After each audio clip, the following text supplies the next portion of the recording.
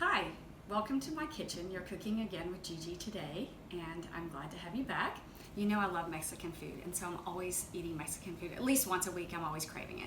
This is a really easy dish, and because I love corn and it's been corn season, it's one of my favorite mixtures of flavors. So what I've done is I've taken some corn and I've cut it off the cob, and I've been sauteing it with some Vidalia onion, and then I put a little bit of cumin in there, and I stirred that around, and I'm gonna let that saute up a little bit more, but we wanna keep it crispy. We don't want the corn to get soggy.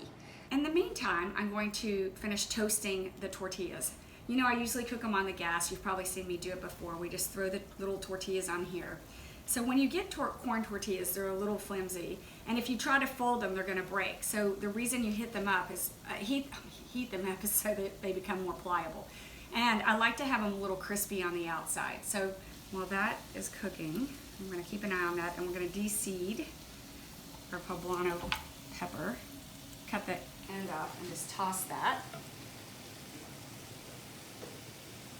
Give that a little stir, and then we can just kind of scrape some of those seeds out into the sink.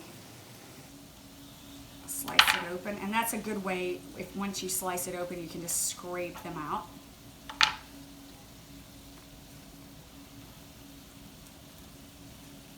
Okay, and then we're just going to slice these up.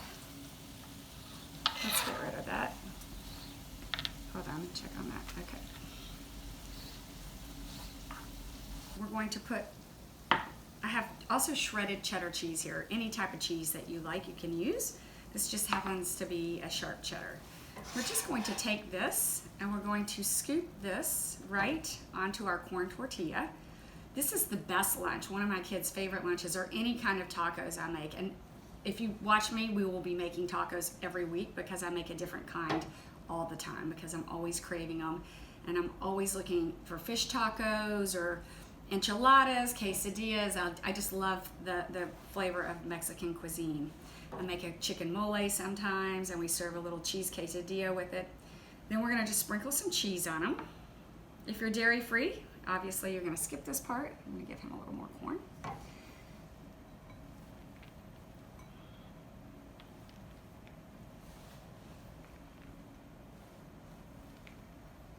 And then we're going to take our roasted poblanos. Look how pretty that is. And so easy. This is the easiest dinner in the world, and I promise you your guests will love it. I also like pickled jalapenos, so I'm going to do a couple with a little, sometimes I use fresh, but with these I'm going to put pickled. So we'll do 2 for me with pickled jalapenos. And then I have some fresh cilantro here. We're just going to take a little sprig of that. Not everybody likes cilantro, so some people have an affinity for it, if you know, make some with and without, just in case. So we'll put that, and then these are just going to go right into the oven. And the cheese is going to melt it literally for 5 minutes on 375.